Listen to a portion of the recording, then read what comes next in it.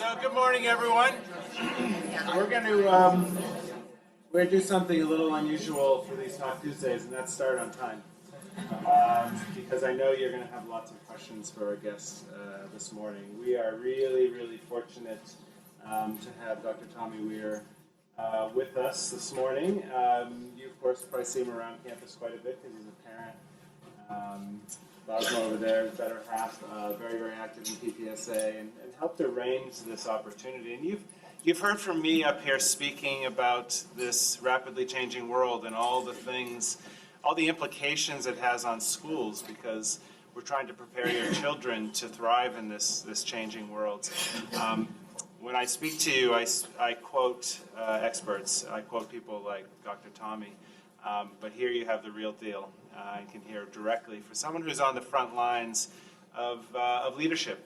And I know your children, and I know they have an interest in leadership in so many different ways, whether it's the environment or technology or entrepreneurship or sustainability, things like that.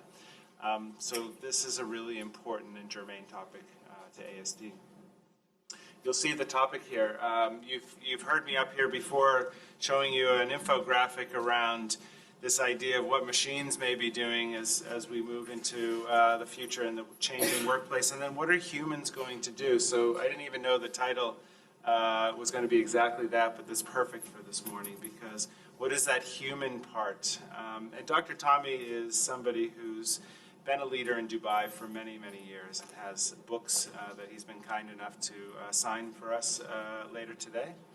But most of all, he's going to make us think. He's going to make us think about this amazing opportunity we have preparing your children, but what the real world implications are. We are still, of course, very heavily focused on university, and that's not a bad thing. But universities are struggling with the very same dilemma. How do we prepare students who graduate and are able to thrive, find happiness, find connection, and also offer something back to society? So please introduce Dr. Tommy, who's going to move us around in this topic, and I'm sure we'll have a little time for questions later, but please welcome Dr. Tommy.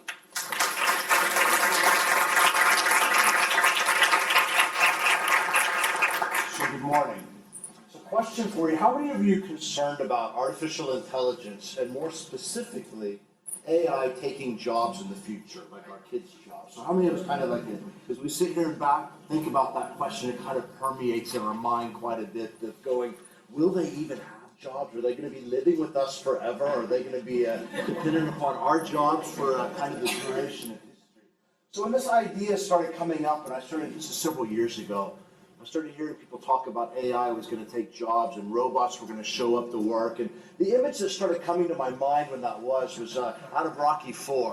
And I used to sit there and I would think to myself, there's no possible way, okay, that this robot that Rocky had gotten for his, his brother-in-law, Paulie, is going to actually show up to work. And then I'm going to coexist with this robot side by side with me coming to work and carrying on. And that used to be the image that I had in my head. Now, I get the privilege of spending quite a bit of time at MIT as well, and I will actually tell you that the robot showing up to work is probably more of a reality than not a reality, but it's a very different type of robot that you begin to come in, and there's even robots that sit and they can begin to read your emotion and figure out how to dialogue with you, and I don't know where Dr. Richards just went to, but this little Jibo robot would be, it's being introduced as an aid to students, okay, to our kids, to provide some continuity of learning and kind of a place to where they can detox from electronics by engaging with a different form of electronics, if you want to do that. But so this aspect of these robots in the question, it's somewhat reality. Matter of fact, 90% of the people are very concerned about jobs in the future. And they begin to say, wait a minute, is machine learning, is AI, are robots going to begin to take the place of the workforce? Should we be overly concerned about that? And what it's done is it's set up a large debate that's going on in the world today, and that debate is basically in regards to man versus machine. So we're sitting back, and on one side of the equation, I come from a generation that's very pro the human and very pro the man, and my kids are more seamless with the machine aspect of life. But there's a debate. There's actually a fundamental, large debate, man versus machine, going on in the world. But I think about that and I put it in context, it kind of starts to raise a question for me. And it raises a really big question that I hope all of us will really kind of zero in and grab this. And that goes from this debate's been around since the 1700s. So there's this guy named Eli Whitney that came up with something called a cotton gin, okay, in the late 1700s. And when this cotton gin showed up, instantly the question started going, oh my gosh, nobody's going to be able to pick the cotton anymore because a machine's doing it today. So somebody used to go out, they would hand pick the cotton. This guy comes up with a machine, puts it in, it can start picking the cotton, and therefore the job of picking cotton is supposedly going to become history. Then we go forward another decade or into the early 1900s, and this thing called an assembly line comes up. Henry Ford and the assembly line and the manufacturing of cars. And guess what the immediate reaction was? Oh my gosh, no jobs are going to exist again. The assembly line, the factory is going to take all the jobs in the world away. Now, I can remember this in my own lifetime, that thing called the personal computer. I was about the age of my youngest when our first one showed up in the house. And this era of the personal computer showed up, and oh my gosh, nobody's ever going to work again. The computer's going to do everything. What are we going to do? How many of you have a job? I have a job still. Okay, and I look, and for centuries, people have been saying the machine is going to take your job. Now, thankfully, I don't pick cotton. Okay, I'm actually quite glad that something is doing that for me, and that I don't have to do manual labor on an assembly line. And I'm not saying there's anything wrong with those jobs, but kind of you look through life, and what it's done is it's changed the dynamic of the job. It's changed the dynamic of society, but it's not a fearful component we should be looking at. Instead of sitting here and thinking man versus machine and going back to, oh my gosh, and you should have saw your faces when I said how many of you are worried about AI taking jobs in the future. That was more telling than your hands in the air. And to begin to look, instead of thinking man versus machine and looking at that side, what we should actually be doing is saying, how do we really focus on man and machine? How does this actually come together? Where does this come from? How do we make the right leverage that goes on inside this equation to really begin to chart and to come up with a future that's going to have the maximum impact in it? Now, several years ago, what was it, about 3 years ago now, one of the top guys in Dubai said to me, he said, hey, let's go to Tokyo and learn about AI. Now, I have to kind of admit, I didn't really believe in AI then. Okay, so to me, this was kind of just some passing phrase in my head, but I wanted to go to Tokyo. And more specifically, I wanted to go to Tokyo to eat. So the answer was sure, why not? Now, I didn't really understand what was going to go on, and I have the opportunity to travel with this guy a lot, and we end up in very weird, odd places around the world regularly. So I had no idea what to expect. So when he said, let's go learn about AI, I'm looking at him, and he's one of the household names of Dubai, and one of the top guys of building the city, and I'm thinking to myself, kind of as he's saying this to me, I'm like, I can't see you going to class. He's about 12 years older than me, and he's got more energy than I do, and that's actually saying a lot. And I'm thinking to myself, how in the world is he going to sit in class? And then, so I'm trying to say, what are we going to do? But he doesn't really give me any details. So I'm like, what are we going to do? Yeah, we'll be with MIT. Joey's going to be there, who's the president of MIT Media Lab. But I'm still kind of going, I have no clue what we're going to do. So finally I said to him, I said, so what's the dress code on this? Is this like jeans, suits, or in between? But yeah, I do them all. So he flew ahead of time because he had to make a few other stops. So I remember getting on the plane. I was sitting in the seat on the plane, and we're getting ready to take off. And I literally crossed my arms. I thought, I actually don't believe in AI. It's not that I'm really not interested in it. I thought, I actually don't believe in this. I'm like, at the end of the day, it's just a human behind it. Okay? What's the difference between some human coding better than some human coding, some sub-level of this aspect? I don't really believe in it. So I get in the plane, and I'm like, I'll just go enjoy the time. So we fly to Tokyo, we land, we meet up, we go to dinner, fantastic Kobe beef. I'm thoroughly happy, this trip's going to be fantastic. Get up the next day, I find out it's 2 of us and 6 from MIT Media Lab. Now, I don't know about the teacher-student, the specific teacher-student ratios here, but I'm going to guess we're sitting more 1 to 18, 20 range-ish, kind of, not 3 to 1 the other way. So we're there and we're carrying on, and what we're doing is we're looking at AI and applied AI. So we're looking at it in physical space, we're looking at it, we were inside Google's self-driving car labs, we were inside Sony's labs, we were looking at it in hotels, we're looking at it in all sorts of applied areas. And the first morning we're there, we meet for breakfast, and the conversation started. We went and looked at some physical space and how you can use glasswork and MEP and make it to where you can see completely through, to where there's absolutely no wall interface at all, with the air conditioner and electrical wires going through it as well. I still don't really understand how they do that, but that's a different issue. And then we got in the van, and we're going from one location to the other. And Joey Ito, as I said, the president of MIT media, hey Tommy, could you shut up? And I looked at him and I thought, actually said, not thought, I said, yeah, I can. And I'm thinking, I'm not sure I can, but that's a different issue. I'm like, yeah, I can, but could you explain to me why I need to shut up? So can you answer this one question, and then I'll shut up. He says, you are so ignorant on this topic, you don't even know what you're saying. So why don't you listen a bit? I thought that's actually good advice. So I shut up, I did my best to shut up, and started listening and thinking through it. And as the 2 days went by, or 2.5 days that we were there went by, and they were action-packed and going on. I remember getting on the airplane flying back to Dubai, and I had gone from being an absolute, almost critic of, non-believer is probably the better word, because I wasn't really a critic of, non-believer to a cheerleader. And getting close to the topic of AI and really beginning to get into it started getting me thinking and understanding from a different point of view. And one of the things that really caught my interest was the simple question, how much do you forget in a day? And I was thinking, this is asked late in the day, and I'm thinking, I don't remember this morning. And all of a sudden, coming to the realization that the machine never forgets. That the retention of information and knowledge is there, and the ability to use is there. And then we started getting into all sorts of tests between actually machines and humans, and how the machines are beating the human in so many areas. And it really, as I got on the plane flying back that day, started really asking myself a question: what's the relationship between AI and leadership? So to kind of give a context to this, if you don't know, my doctorate's in strategic leadership. Since I was in my mid-20s, all I've done, that was a while ago.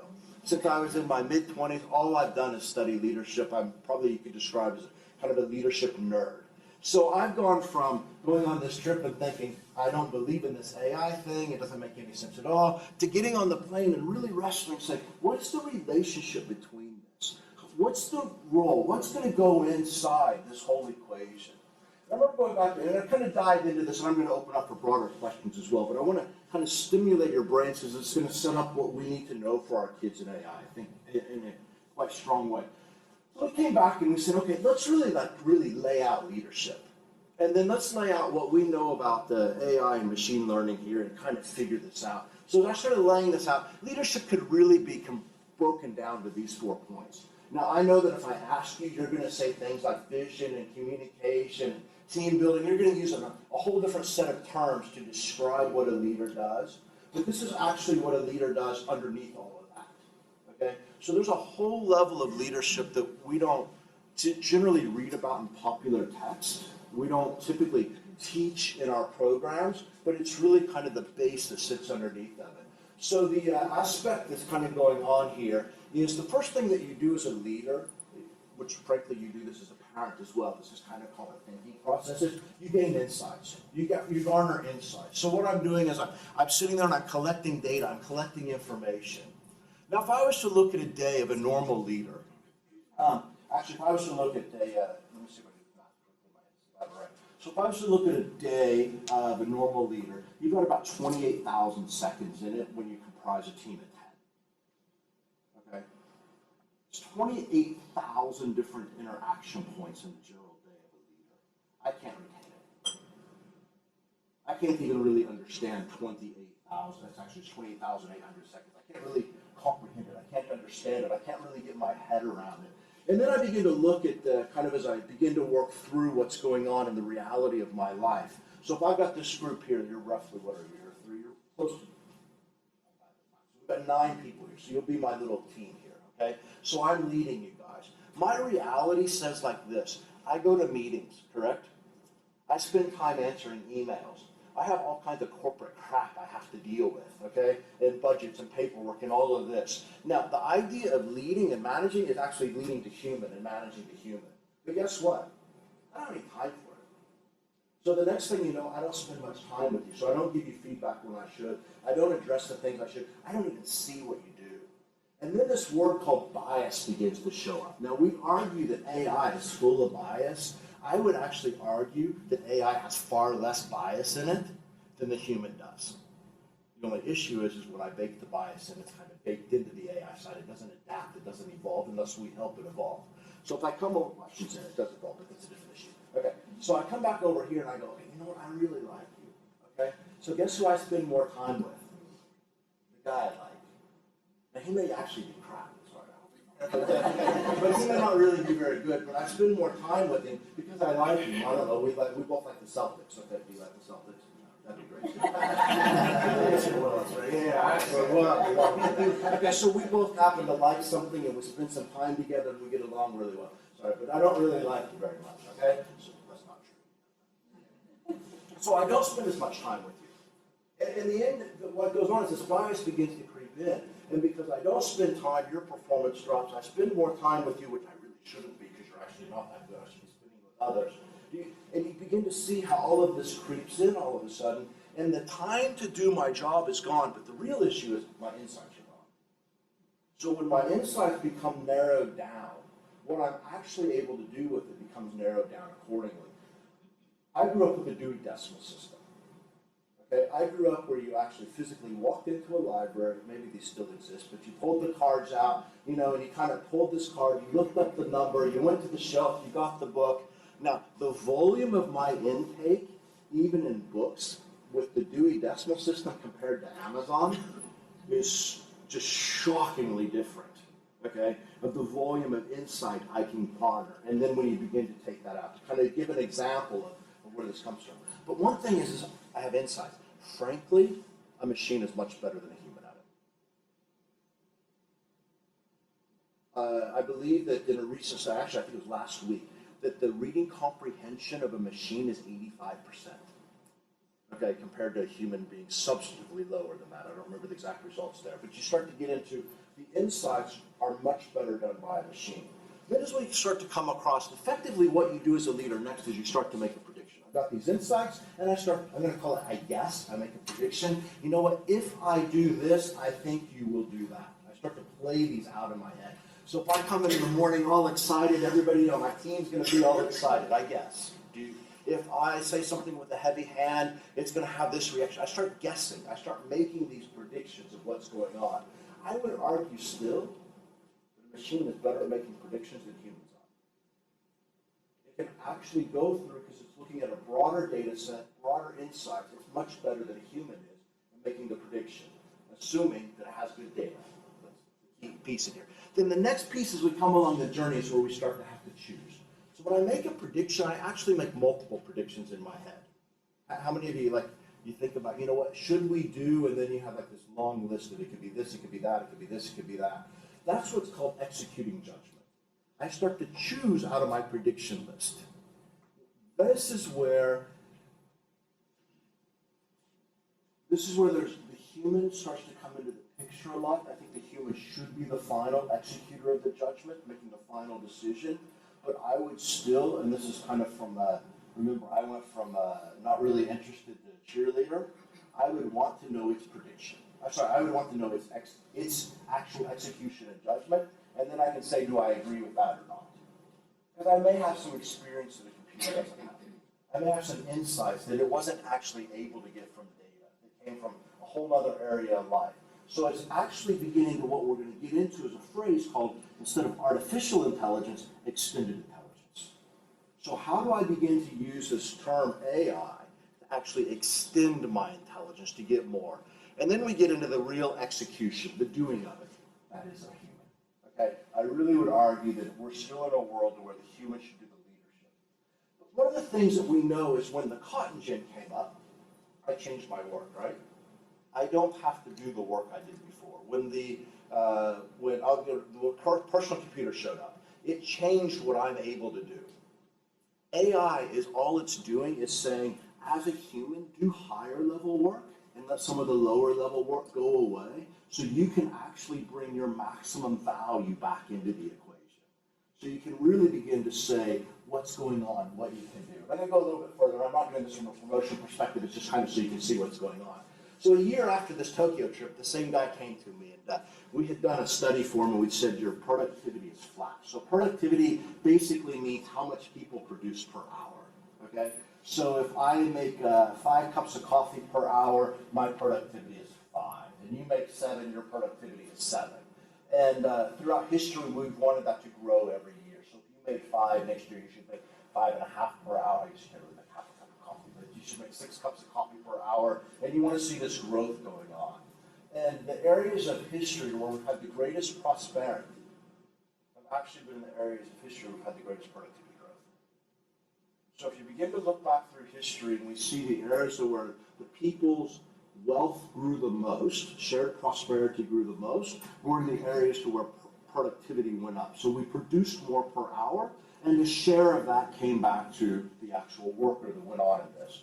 So the 20th century in the US, productivity grew at a rate of 3% per year, which is compounded, which is quite phenomenal. Today it's down to 1.3%.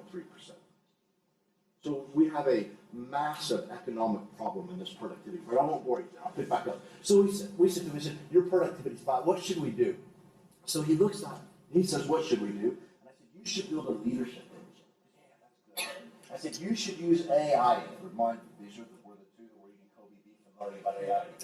So he says, yeah, that's a great idea. Do it. How much will it cost? Now, I'm not a data scientist.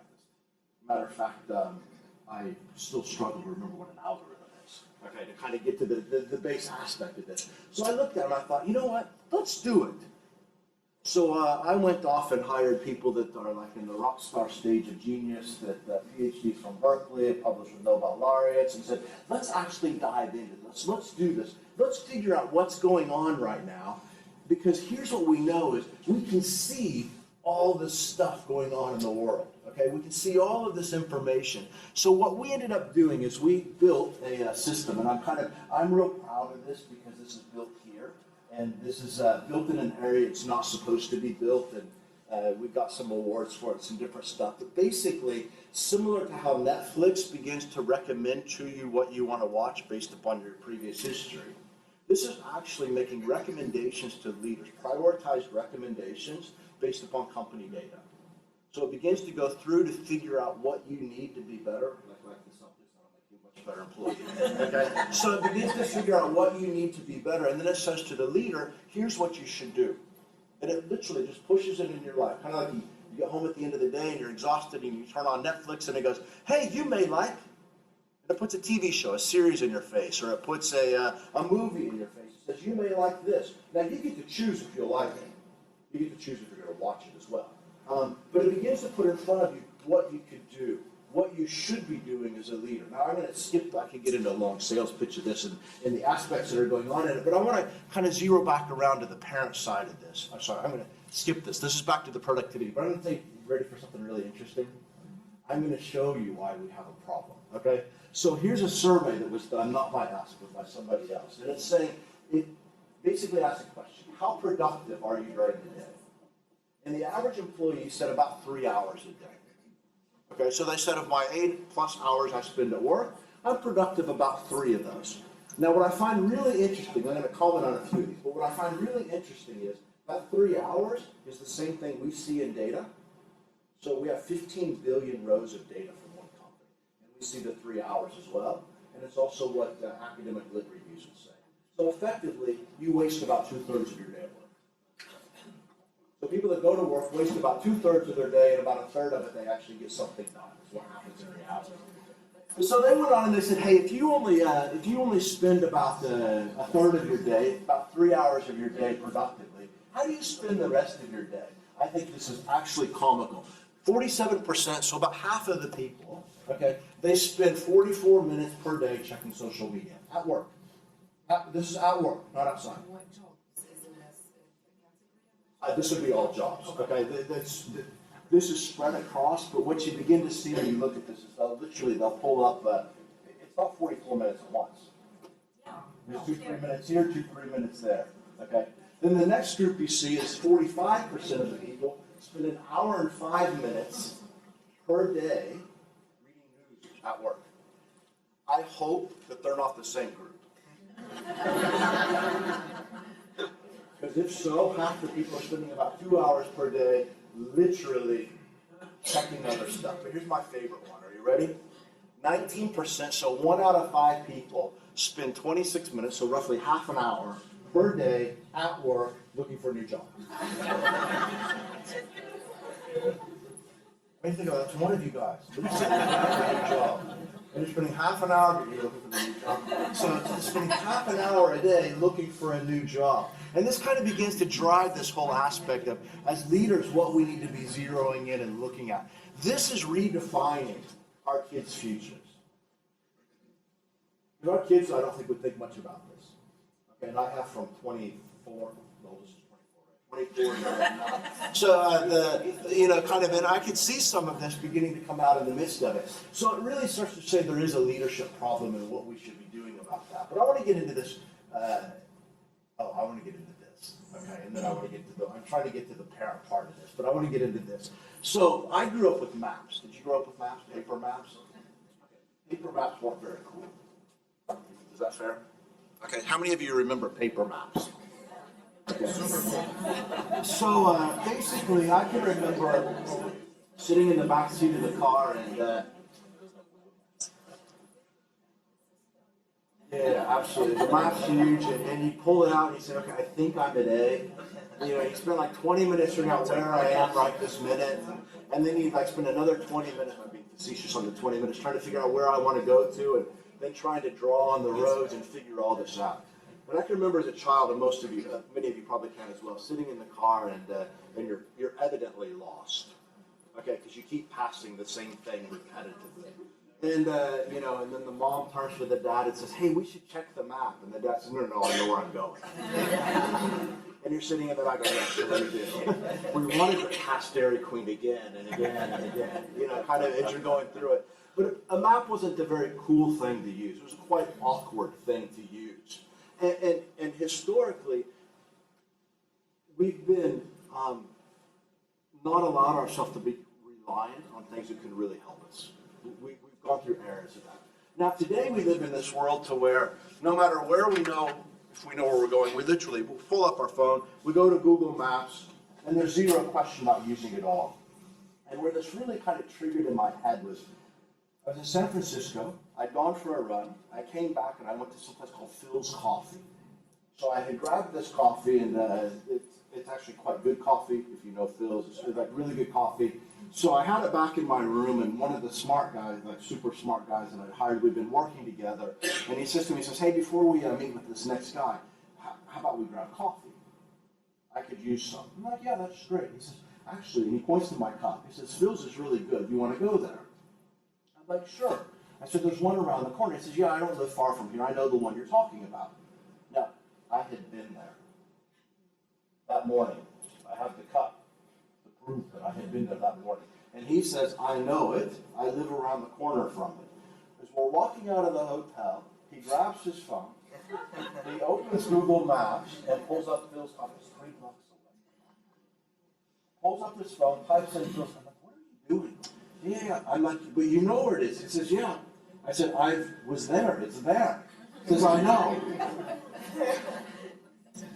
And instantaneously drove straight back into something, whether for validation, reassurance, direction, for whatever reason, he has chosen to put an aid in his life that when I was a child, we never would have used that aid. Now, we can argue, is that good or bad? We can argue, are you becoming dumber or smarter as a result of it? Or we can argue, are you freeing your mental space to do other things, or are you shutting it down? But there's a whole set of arguments that go around it. But I found it absolutely fascinating. And here's the piece I found fascinating.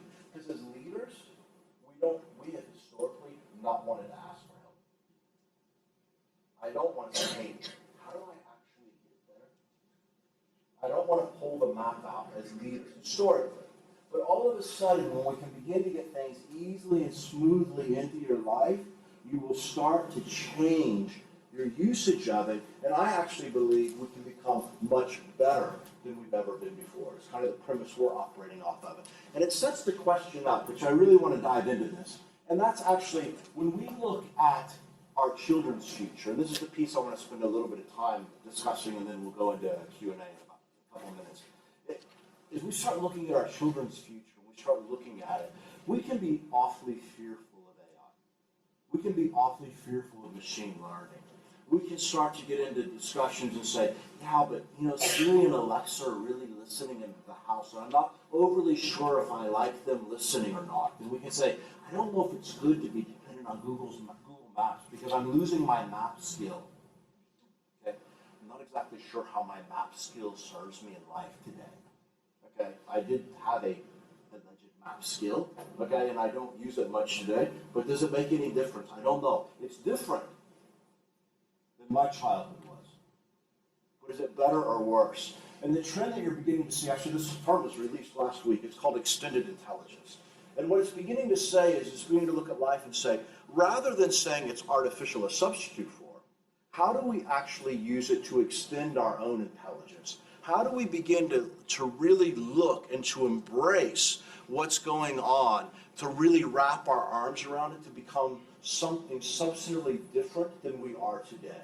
How can we wrap our arms around artificial intelligence to actually become smarter than we would have been had we not done it? And I think as parents, it's really the area we need to begin to look into. And we need to start pushing our children in ways that possibly were not that obvious to push them in the past, to start to not have as much fear of it, but to begin to say, how do we use it for much more? How do we actually use it to expand the learning capability, to expand what they're able to do? The real question I have is, how do we use it to get time back? Because when I begin to look at life, the fundamental, now mind you, I'm in my 50s now, okay, and I look at time from a slightly different perspective, but I'm very conscious that I have a limited number of minutes and hours left in my life. I don't know exactly what those are, although I have chosen what they are, but I don't really know what they are, okay? And I have these X hours. And how do I get those to where they're free for me to do what I want to do and to use them the way I want?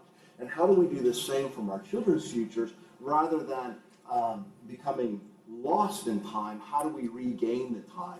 And I believe extended intelligence is really the way, it's going to reshape the way we think. We are in an era of the world changing. We're going to see drastic changes in it. But I can tell you from what we can see already from the leadership point of view, those are good changes, not necessarily bad changes.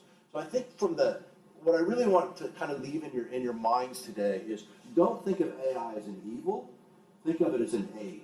And to begin to embrace it to really move forward. So I'm going to open up with questions and then I'll tell a story or two again at the end. So I was told to have a Q&A and this topic is quite emotive, so I thought I would leave a healthy Q&A involved in it. So questions? So my daughter 4 years ago in grade 3, I walk into the house and she's supposedly writing an essay for school.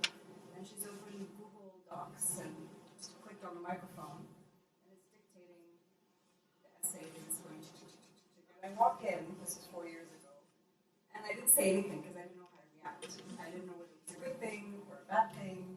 So I would like to hear what you think about that. So I changed my U.S. phone plan last week from AT&T to Google Free or Google whatever. I did it economically. Okay, it was pure based on economics. You effectively get unlimited phone calls and unlimited data worldwide for $60.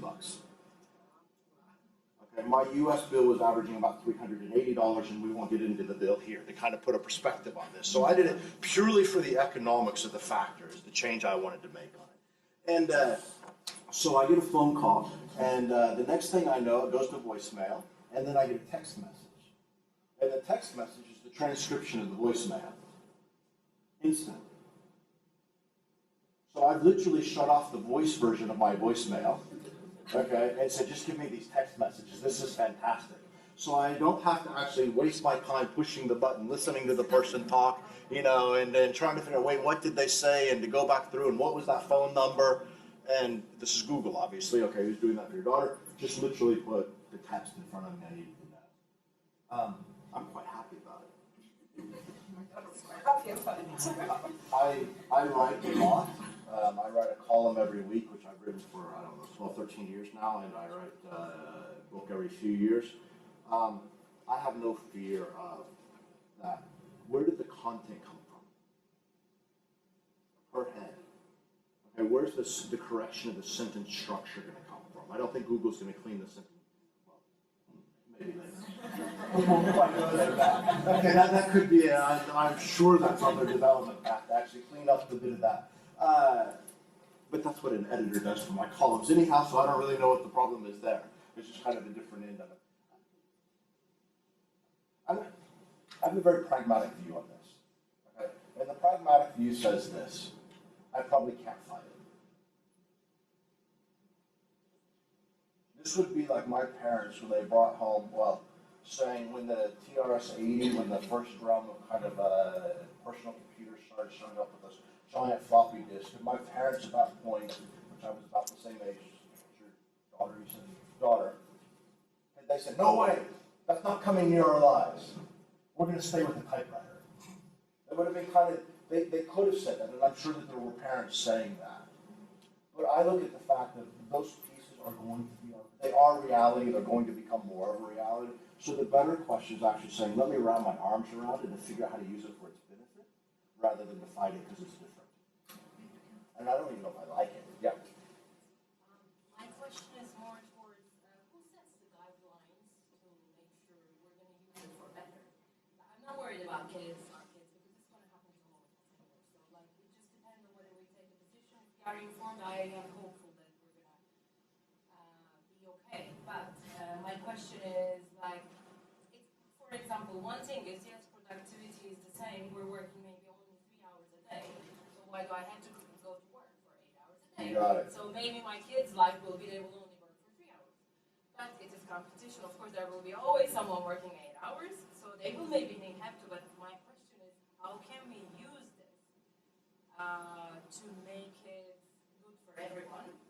And the reason why I'm asking you this question is because, like, you know a lot better than we do and what's happening in the world. Like, I'm sure you have heard about like what people are thinking, because this is the more political aspect. Well, not political, but principal aspect of it. Yeah, so if you look at there's obviously some open debates right now. One of them is regulation in regard to AI, the governance process of it.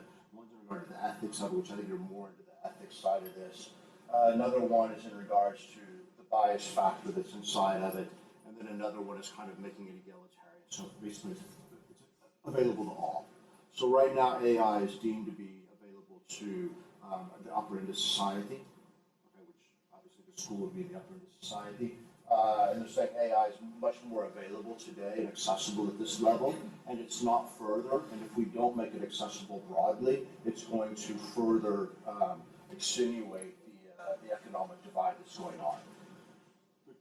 The encouraging news, and privacy, okay, if I had to add that to the mix. The encouraging news is these are all being addressed. Okay. Will I like the outcomes of all of them? No, because I think some are going to come out with too heavy-handed of regulation. The monitoring so that it's good or evil, unfortunately, that's about humanity. And no matter what regulation you put on it, it still has the ability to be used for evil. A car has ability to be used for evil. Okay? I trust the drivers of the car not to use them for evil, but it still does have that. And you're going to see the more that AI becomes a general use technology. Actually, I think I don't know if that has any variable value in this thing or not. You're going to see some usages for evil, sure, but you will see far more for good, and hopefully that outweighs the other. Yeah, go ahead. So I'm not really concerned about AI taking our kids' jobs. I'm more concerned about the fact that the types of jobs that are going to exist in the future because of AI and technology are going to be different types of jobs that we can't even imagine today. And how do we prepare our kids for a future where marketplace, workplace, that we have no idea what is really going to look like 20 years from now? It's a great question. I understand that question. I'm going to kind of get into. I'm going to answer from a few perspectives. So there's something called there's an official classification of all jobs in the world. It's called ONET, and somebody actually put a rubric, so they rated every job in it and said which ones of those will AI not affect compared to the which ones that it could kind of replace or aid. So I can tell you this, if you want your kids to have an absolutely AI-free job, become a massage therapist. In current day, they say that one is actually the safest one of all. So there are, it's kind of, sorry, that's not right.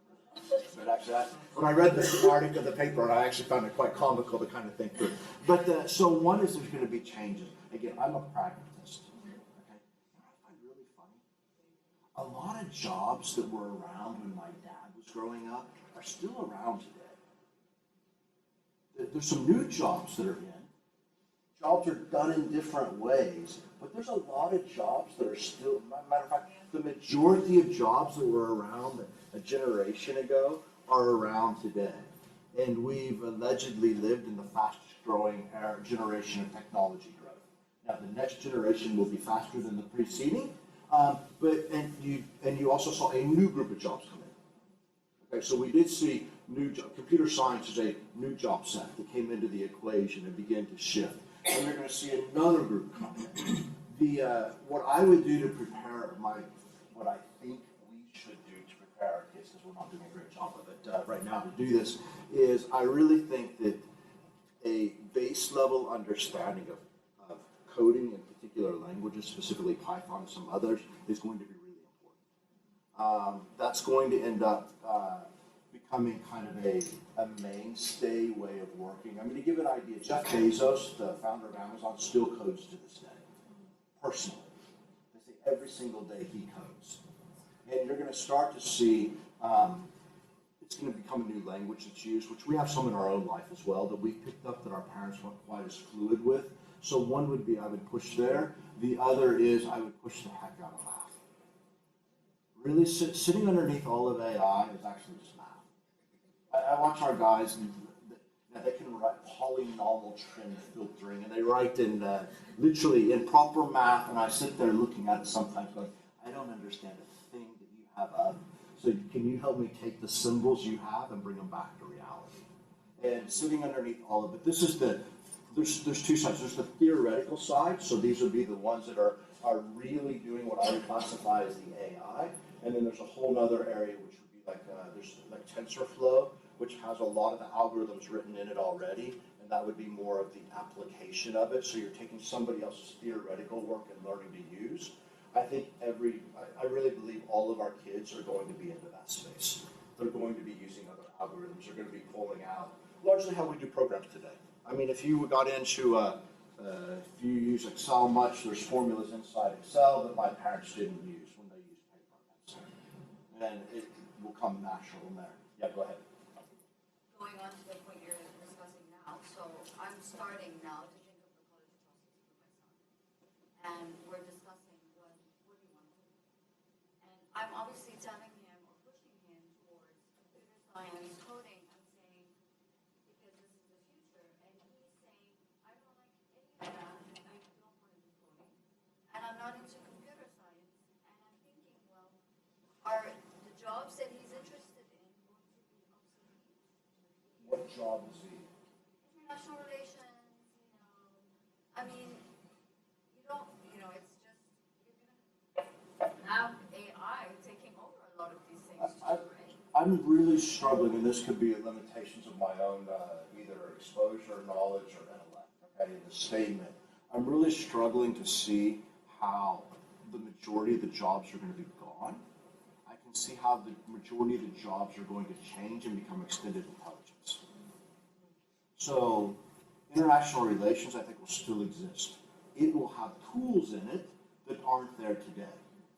So if we were to look back through, if we were to go through history, we would have gone through a period of time to where the doctor and the attorney made money the fastest.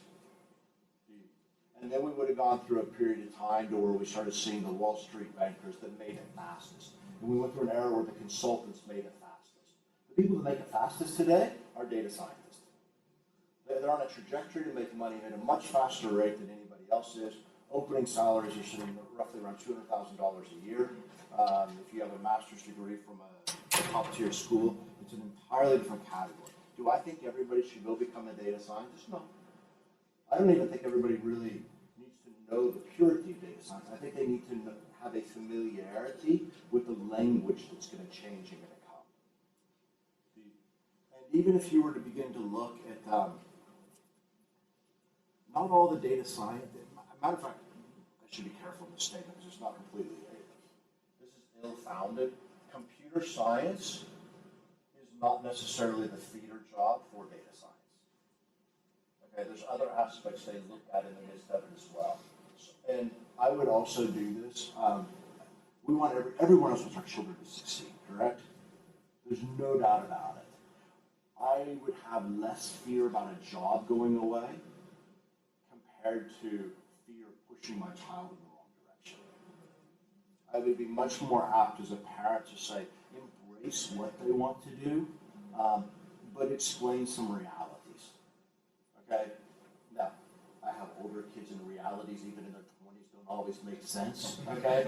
So you can say, you can do this. So I've got one of our kids is like an off-the-chart academic, and she teaches kindergarten. Okay? Which I celebrate the fact, but I tell her, but Emily, you will only earn X. Okay? And this is going to put some boxes around parts of your life. But if you're happy with that, I'm happy for you. But when do you want to go on? Go ahead. Somebody. Yeah, go ahead. You guys fight it out. I don't care. I think one thing we didn't discuss is that this room, we don't have, I mean, what I believe is this room, none of us have to worry about this. So it's really the coal mining jobs, it's the more, you're saying even those jobs, people don't have to worry about the unskilled labor. That's an interesting question you bring up there because coal mining towns and some of the Rust Belt towns had some shifts in it. Coal was far more impacted by changes in energy sources. Okay. The rest of the Rust Belt was much more affected by cheap labor. So if I was to begin to go through, somebody still makes my car. It's just not made where it was made. So that's one of the considerations is, are there changes going on in there to where you need less people in the manufacturing of a car? Sure. Yeah, and that's another topic a little bit. But the other thing I wanted to mention is sort of connects to, and that is the ethical, well, I was curious your sense since you are out there, is how you make companies, it's a very broad question, but more effective, just to generalize it. I've heard that a lot of companies now are using personality tests incorrectly, and so many of the personality tests are not even the Myers-Briggs, none of this indicative of how good a leader someone will be, whether they should be a leader or a follower or any of that. So the question is more short term. I'm not worried about long term. I'm just curious of our society right now and in the next 5 years. It seems like there's a lot of misinformation and companies are taking it and it's not working out. Yeah, and I think you can go much further than personality testing. We live in an era to where misinformation is ubiquitous today. And I really don't even believe that we think when we look at information anymore. Like we pass off of we use 140, 160 characters as a statement of fact without actually kind of looking through the head. The headline of the newspaper is not always what the content says, okay? And then you make Twitter even more so because that's all you get in the midst of it, and the worst is WhatsApp. Okay, we actually believe what's said in WhatsApp, and I'm like, where's the reliability of WhatsApp from a credible, science kind of a rigor point of view? So the question is not really about companies. I think the question comes back to the individuals and saying, where's my actual substance for that point? Where did that come from? Does that make sense? Does it have any kind of realm? And it's quite, we pass information fast.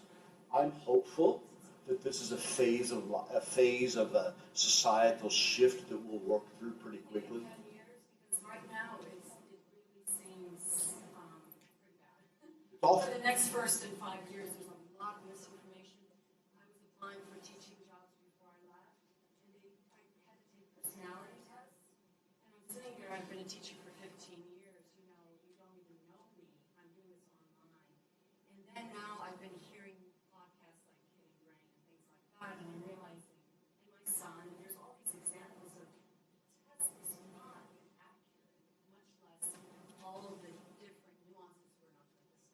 Yeah, and I think one of the difficulties is, I mean, even if I was to look from a health point of view, and if I was to, most of us in this room grew up to where all of a sudden fats became bad for you, if you remember that, and you know, it's caused every single one of us to have a heart attack and get high cholesterol, and we live in a day again where fats are actually good for you, you know, and one of it is accepting one aspect.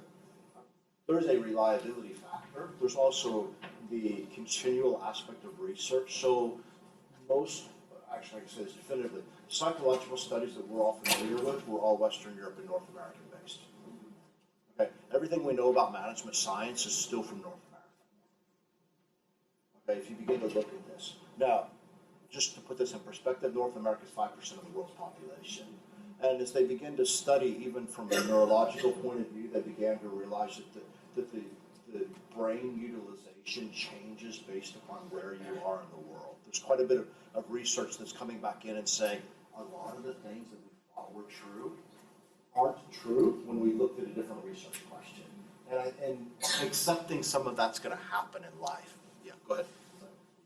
You're a big proponent of AI. You mentioned a lot of positive things about AI, but what are the true threats to like machine learning and AI? Like for example, right now, if you look at the world, a lot of people that are unemployed, not by choice, but just because there's no jobs out there. You hear about like chains like Caliburger who had, like machine hands, like turning burgers, right, removing a lot of labor. It might be considered remedial or like lower level work, but those people, when they lose their jobs, will lose an income, which will also impact the economy, right? There'll be a domino effect. Same thing with drivers who basically will lose their jobs. Yeah, I think So my question is like, what are the true threats? And obviously this is one segment of society, but for the rest of the world, right, where people don't have those aspirations, but just want a job to make $10 an yeah, hour. or and something. again, I'm a pragmatist, so I Yeah. think looking at it in context and understanding that there will be shifts. How many of you heard the story about Mark Zuckerberg having, they had two different machines that created their own language and started talking to each other, and they got terrified and they shut it down? You know it's not true? Yeah, that never happened.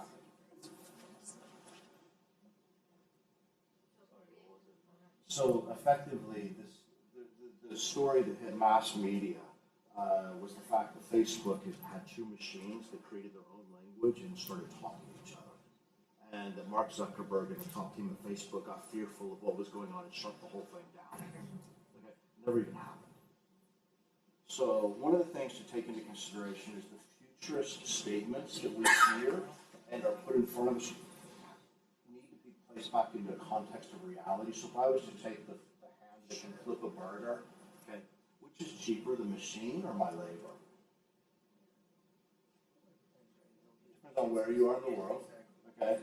It depends on the frequency I can run it at. It depends on, does the person do anything else or just do this? Okay, so I've worked in McDonald's and you don't just do this. There's a lot of other things that you do around that as well. So it's yes, these exist, okay? But it's looking at the totality of it. When you start getting around the world, availability of electricity, data, AI is going to have a slow uptake in some parts of the world because data availability is not there. One follow-up question. So let's say we're at the first generation of AI, right? Like second generation, third generation. At some point, will AI potentially remove jobs where people used to have PhDs? I mean, I know I'm asking you to predict. So Yeah, generally speaking, I would go far more to that statement. May 21st, there's actually a conference on it, the first consortium on extended intelligence is meeting. I'm much more into this side. So will it replace? I don't think so. Will it replace parts of jobs? I would argue definitely so. So if you actually cut through that whole list of jobs, there's components of most all jobs that are better suited by. But that all of a sudden starts to give us the chance to push our capabilities to look at areas we're not. I mean, but remember, the flipping of burgers has only been around for 60 years. Okay, I mean, it was in the 50s that we even started getting fast food. 60 years, 60, 70 years. I mean, that wasn't even really like we didn't have fast food prior to the 50s. And it was in the 60s and 70s that really started to take off, and now it's a corner part of life. So what will come after it? We have to keep our minds open to there are the things after. You know, San Bernardino, California was kind of the bastion of fast food where McDonald's and Taco Bell both came out of there. Kind of this little town created, I don't know, employment for millions. Dude.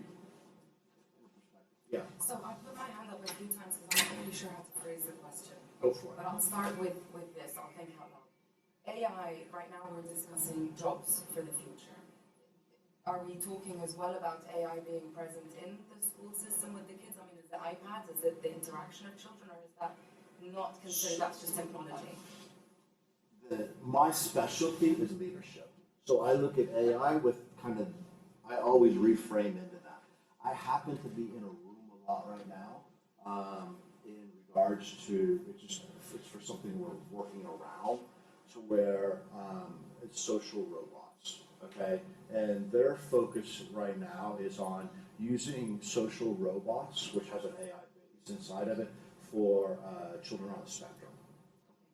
Okay, and the studies that they have right now are from therapy session to therapy session, and showing that the interaction with the robot's name is Jibo. Okay, showing the interaction with Jibo improves retention between therapy session and therapy session. So, what happens is the robot has no face. Okay, so therefore I'm not getting overwhelmed in the midst of it, but it can read me, and it starts the interaction. So I become very conscious in the interaction. And their point is, they said, shockingly, the worst place for knowing how to handle children on the spectrum is actually in the home. They said the home doesn't. So I'm going to play this out a bit. So we came back and we asked a question. We said, okay, what if you looked at it from a longitudinal perspective and looked at continuity of care from school year to school year? So all of a sudden, rather than therapy session to therapy session, so you went from year to year. So our kids have had fantastic years and our kids have had rougher years in life. And my mind is kind of going, what if you could have the support mechanism to kind of, that actually gets to know the child and comes through and can start giving even parental advice to help see things you're not necessarily seeing that are coming out. I am a proponent of that. I'm all for it. Will this take off? Yeah. Will it take off in the next 2 to 3 years? Sure, in the media. Okay, but actually seeing it pervasive, we're probably a decade out for it. There's a lot of people say we're really a decade away from AI becoming a general use technology still. The reason why I'm asking is because I feel as a parent, and my kids are still quite young, my concerns are in setting the context. They're born into this reality right now where electronics, it's a must-have. And I'm struggling, it's a daily struggle to say, this is where we were, this is where we are now. Our generation gets it. Critical thinking when you're looking at news. I get that if I'm reading something on Facebook, I was taught at some point when I was reading print that you have to think about where the source is coming from. The kids don't have that necessarily. I'm struggling every day to give them context. The humans created the technology, that you have to be above it, look at it as an extension, not as a core. Kids are holding on to their phones. I'm worried when I get into the teen years, am I going to struggle with interacting with my children because they're looking at a screen more than me? So I feel that maybe this is amazing to me because I want to know that there's an extension. I guess I'm thinking out loud to think, what can we do to create a better context for our kids, especially in a school environment, because they are using a lot of electronics. And I don't think when they get to these jobs, they're going to realize, one, how good they have it, because we didn't have that, and two, how they need to put it all in context of humanity, that there still needs to be that decision-making, the human decision-making, and not to say, well, the computer said that, and it's more intelligent than me. So, It's a question, a comment, a concern. So I've mentioned MIT Media Lab a few times, and there would be other aspects of this, but they're quite at the forefront. So smartphones came out of there. Siri originally came out of there. They're an incubator for transformative elements that come into the future. And I know that there's work groups in there right now that are looking at how do you take news content and information put it back into context.